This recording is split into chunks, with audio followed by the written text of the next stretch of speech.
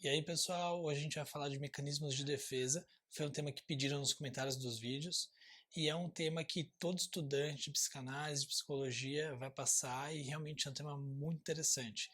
Ele é legal porque é fácil a gente notar em nós mesmos e nas outras pessoas no dia a dia e, obviamente, principalmente na clínica.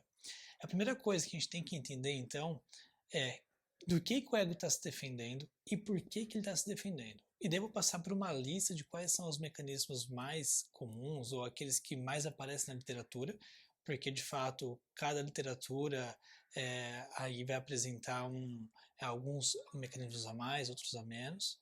Então eu vou passar pelos principais. Bom, primeira coisa, né, entender que esses mecanismos aqui são todos usados pelo ego. O ego está se defendendo de conteúdos que para eles são ameaçadores, que estão vindo impulsionados pelo id, lembrando que o id ele manda uma pulsão, essa pulsão geralmente ela vem com um conteúdo também que está ali recalcado, seu representante psíquico. Isso podem ser lembranças, digamos assim, ameaçadoras que estão no nosso inconsciente e que vêm em direção ao ego, e o ego vai tentar segurar isso de alguma maneira porque é algo ameaçador. Vou dar um exemplo simples. Então, você está com um amigo e fala assim, cara, vamos dar uma volta de carro? E para você entrar num carro é um ato muito simples e comum. O seu amigo que já passou por um acidente de carro, um pouco traumatizante, quando você fala de entrar no carro, logo que ele entra, toda aquela recordação vem na cabeça dele. Às vezes tem coisa até que não vem, mas vem aquela ansiedade. Então, nesse momento, o ego dele pode tentar se defender de alguma maneira, né? Lembrando que só essa angústia automática que ele sente nesse momento também são sintomas aí que estão ali para mostrar que tem algo recalcado, algo ameaçador para o ego dele. Tá? Então é interessante lembrar que o ego vai tentar se defender de conteúdos que estão ali no seu próprio inconsciente, né, protegidos e guardados, e também vai tentar se proteger de certos estímulos que estão na realidade, né, com que ele tem contato através da visão, olfato, paladar, enfim, os cinco sentidos, e que de alguma maneira se conectam ou se identificam com algo que ele tem recalcado. Tá? Então o id, aliás, o ego, ele fica aí no meio, né, entre a realidade, com o superego fazendo a censura dos desejos do id, ele tem que conseguir lidar com tudo isso. E aí ele vai usar as suas defesas. As defesas mais primitivas que o ego tem para conseguir lidar com isso são defesas que a gente pode dizer que elas causam uma certa cisão com a realidade. Né? Vamos dizer o seguinte, a realidade é muito ameaçadora para mim, ela tem um conteúdo que eu não vou conseguir lidar e por conta disso eu vou fazer uma cisão com ela. Algumas literaturas vão até apontar que essa defesa específica não é nem o ego que faz, mas é o superego que vai causar essa cisão. E eu estou falando aqui de uma cisão realmente que coloca o sujeito, então, num caráter mais psicótico. Então, a gente pode estar falando aqui, por exemplo, de sintomas esquizofrênicos, esquizoides, ou paranoicos, que são realmente aqueles que desconectam o ego, desconectam o sujeito da realidade, porque aquilo foi intenso demais, aquilo é muito complicado para o ego conseguir lidar. A gente pode também entender que certas situações vão gerar um certo estímulo para o indivíduo, mas que cada pessoa, cada indivíduo, consegue lidar de uma certa maneira com aquele nível de estímulo. É como se a gente tivesse um limite que conseguisse lidar de estímulo, e quando esse limite é ultrapassado, então, como uma última defesa nossa, existe uma cisão com a realidade, e daí você entra nesse sintoma mais esquizoide ou psicótico. Tá? Quando a gente vai falar daquilo que outros sintomas, outras defesas, que ainda estão aí no campo das defesas primitivas, relacionadas a também cisões com a realidade, porém um pouco menos abruptas, a gente pode falar aí que o ego então consegue lidar melhor, a gente pode entrar na negação. Negação, vamos supor o seguinte, acho que essa é até fácil de entender no momento que a gente vive, né, onde a gente está passando por uma fase de muito negacionismo da ciência, da realidade, do Covid, ou seja, do vírus que está por aí, e essa negação ela também é uma maneira de eu não lidar diretamente com essa realidade no primeiro momento. Vamos pegar um exemplo, vamos supor que você é chamado ali na mesa do seu chefe, e seu chefe chega e fala, cara, a empresa está num momento difícil e você vai ser mandado embora por conta disso. E você fala, não, é brincadeira, como assim mandado embora? Você vai ser mandado embora, a gente tem que fazer um corte de gastos. Não, brincadeira. Fala a verdade, para de brincar, fala a verdade comigo.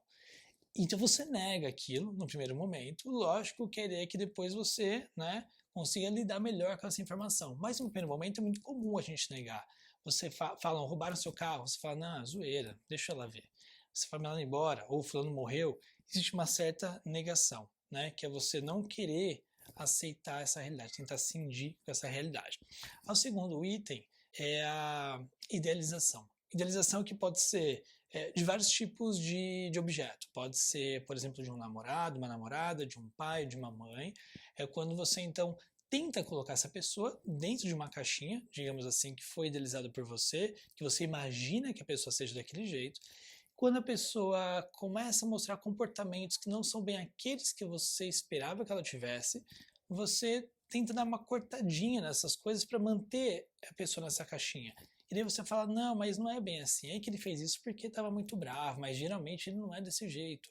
Ah, não, mas isso aí é só um jeito fofo dela dizer. Ah, não foi isso que ela quis dizer. Então você idealiza a pessoa e qualquer coisa que fuja daquela idealização, você vai tentando podar e ainda manter essa pessoa naquela sua idealização. Que nada mais é do que não aceitar aquilo que está fora da sua idealização. Então, também é, de certa forma, uma negação, uma separação que você tenta fazer de separar só aquilo que o sujeito tem, que você gosta, do que aquilo que você não aceita, que você não gosta. De novo, tentar fazer uma cisão de um sujeito, vê-lo de uma maneira incompleta.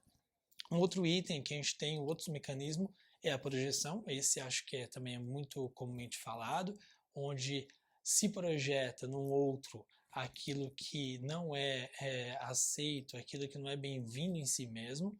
Então você começa a achar que todo mundo, você começa a julgar todo mundo, não, ninguém presta, ninguém faz o negócio direito. Na verdade, uma dificuldade que você tem de aceitar certas coisas e que você não enxerga em você mesmo. Então você começa a colocar tudo isso para fora e apontar nos outros.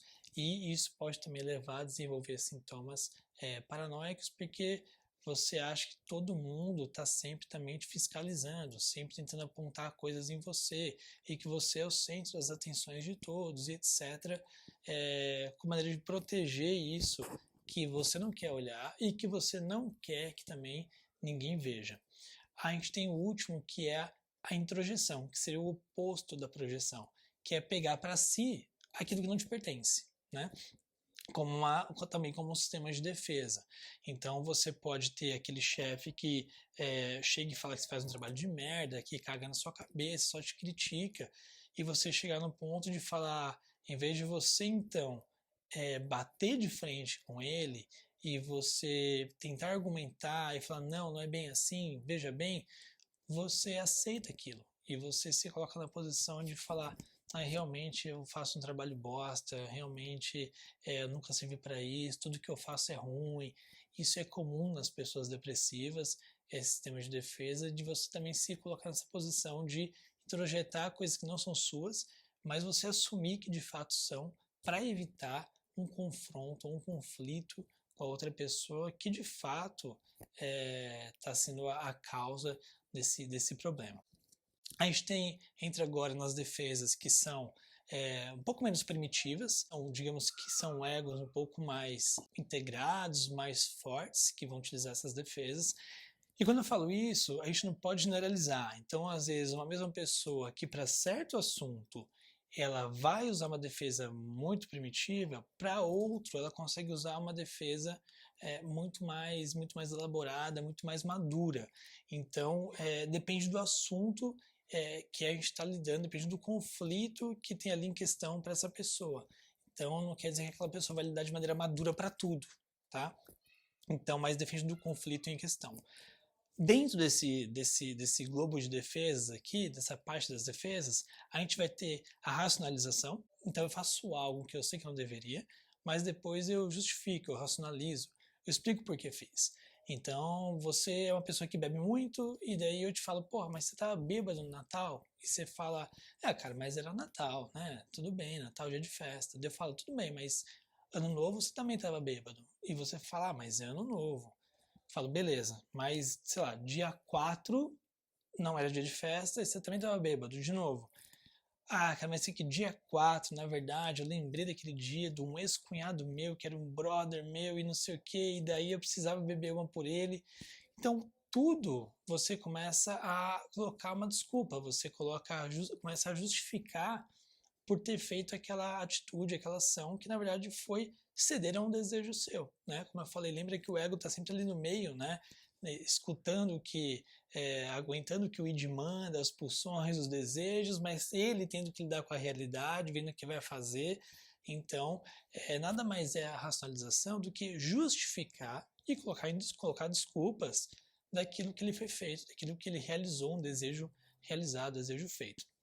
É muitas vezes confundido com a intelectualização, que é levemente diferente. A intelectualização, na verdade, ela também é um sistema de defesa, mas em que você vai explicar por que deixou de fazer algo. Então você não realizou um desejo. Na verdade, você tenta evitar um conflito, você tenta evitar uma situação desagradável. Então eu falo, cara, vamos numa festa, vai ser legal, vai ter um monte de gente lá que você gosta, não sei o quê. Assim, puta, cara, não vai dar pra eu ir porque, sei lá, amanhã meu cachorro vai ficar doente. Falei, cara, mas como assim meu cachorro vai ficar doente? Não, porque. E você começa a inventar desculpas para não ir. Porque você sabe que se você for, talvez lá você vai encontrar uma pessoa que você não gosta, ou porque você não vai se controlar e vai beber, ou porque você não vai se controlar e vai trair. Então você intelectualiza, você de certa maneira se isola para não entrar em contato com o objeto ou com a situação que poderia gerar um conflito para você. A gente tem outro item, outra defesa que é muito, essa também é muito popular, as pessoas conhecem muito bem, que é a formação reativa, que é quando alguém tem uma reação exacerbada a alguma coisa, muito mais do que deveria ser, né? Então uma situação corriqueira, mas que gera uma reação exacerbada da pessoa. Vou dar dois exemplos, né? Um exemplo é o seguinte, aquelas pessoas são muito simpáticas, muito gentis, mas de uma maneira até que você acha estranho, porque você fala, puta, demais isso.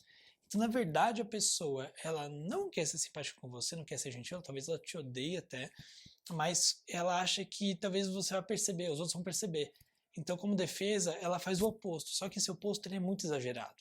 A formação reativa é porque a pessoa tenta demonstrar um oposto, só que de maneira exagerada, para esconder aquilo que de fato ela tem medo que os outros vejam. Então, quando a pessoa é muito gentil, pode ser que, até de uma maneira assim, caricata, pode ser que na verdade ela te odeie e não goste de você. O oposto também é verdadeiro. Então, é comum pessoas homofóbicas verem, sei lá, um casal gay se beijando e ficarem extremamente violentas e querendo bater, porque algo dentro delas, talvez algo que se identifique em alguns pontos com a homossexualidade, ela não aceite isso. E não isso quer dizer que essa pessoa é homossexual, mas pode ser que algumas coisas dela se identifiquem com comportamentos homossexuais e por isso ela tem essa formação reativa, tá? Então pode ser tanto pela raiva quanto pela gentileza exacerbada essa formação reativa. A gente também tem a anulação, e que alguns chamam de compensação, que é caso clássico, o marido chega com flores em casa, a mulher fala, que merda que você fez, porque você trouxe flores, porque você trouxe chocolate. Então, o sujeito realiza um desejo, sente culpa porque não deveria ter feito, o superego gera culpa nele, e então ele vai lá e tenta compensar sendo muito carinhoso com a pessoa, ou levando presentes, como se aquilo fosse de uma maneira anular a culpa que ele tem, ou anular aquele desejo que ele realizou e que ele sente que não deveria ter realizado. Né? Uma maneira de compensar, de anular. A gente tem a regressão, esse acho que também já falei em outros vídeos, a regressão é quando no momento de conflito, de desequilíbrio do seu aparelho, você regride a uma fase de uma vivência de satisfação. E a gente pode falar, por exemplo, de pessoas que regridem a fase oral nesse momento de insegurança. Então, você está numa reunião, você está ansioso por alguma coisa, está inseguro, cigarro, ou seja, a nossa chupeta, a chupeta do adulto, né? Pega o cigarro, pega a bebida, pega o charuto, ou o bebê pega a chupeta, ou você começa a falar demais porque você tá ansioso. Você tem as pessoas que regridem e pode ter uma regressão para fase anal, então começa a organizar as coisas, começa a querer botar ordem em tudo, organizar meu armário, organizar a casa hoje eu tirei para limpar tudo. Essas são defesas de onde a pessoa regride para fugir daquele momento onde há um conflito para uma fase onde havia uma vivência de satisfação. Você tem, por exemplo, crianças que quando nasce o irmãozinho mais novo acabam regredindo para conseguir mais atenção dos pais, ou lembrar daquela fase onde não existia um irmãozinho mais novo. Enfim, a regressão ela pode vir de diversas maneiras. O acting out, que também ele é parecido com o isolamento que eu comentei aqui. Então, num caso de uma sessão de clínica, uma terapia, você chega e fala, tá bom, vamos falar um pouco daquele conflito que você mencionou outro dia, e daí a pessoa fala, não, hoje eu não quero falar disso. Ou simplesmente a pessoa, na próxima sessão, não volta mais ao consultório. Né? Ela foge daquele conflito, ela não quer tocar naquela ferida que ela sabe que vai trazer coisas, é um assunto ainda muito delicado para ela. E por fim, a gente tem o último, que são, a gente pode dizer, como as defesas mais maduras do ego. Aquelas onde são egos mais integrados, mais fortalecidos, que vão acabar usando esses tipos de defesa. A gente pode falar aqui das pessoas que reagem a situações com humor, né, ou xistes. Então, roubam o seu carro e você, porra, tá puto, tá chateado, mas você fala, bom, cara, esse ladrão com certeza me vai devolver quando descobrir o quanto que esse carro bebe, um monte de defeito que tem. Então você reage com humor a situações desagradáveis. Não é aquele rir de tudo, de desespero, de nervoso, aquele riso histérico, aquele humor mais histérico, mas é você realmente olhar isso para uma perspectiva, tentar trazer mais graça ao negócio, realmente mais humor. A gente tem a supressão, que é quando você não confundir com negação. Então não é negar aquilo, mas você lidar com aquilo no momento certo. É você não sofrer antecipadamente. Então você vai ter uma prova, você vai ter uma reunião, você vai ter algum evento para você importante daqui com alguns dias e você fica sofrendo por antecipação. A supressão é, não vou pensar nisso agora e no dia eu penso nisso. Para que pensar agora se eu vou ter já que pensar no dia, lidar com isso no dia? Isso seria a supressão. E o último é a sublimação, que é quando você tem geralmente uma pulsão relacionada mais à sua sexualidade, e daí você transforma, na verdade, essa meta pulsional para algo mais criativo. Então a gente pode estar falando realmente de alguma criação relacionada à sua profissão, a artes ou a caridade. Então você não realiza exatamente aquele desejo que estava vindo naquela pulsão, mas realiza uma outra coisa e a gente chama isso de sublimação. Estes são os principais mecanismos de defesa, mas não os únicos. Existem outros também que outras literaturas trazem, mas eu acho que deu para passar aqui pelo menos pelos principais, dar um exemplo de cada um, para ver se você consegue reconhecer isso tanto no seu dia a dia para você mesmo, ou na clínica, ou nas pessoas ao seu redor. Enfim, bons estudos e a gente se vê no próximo vídeo.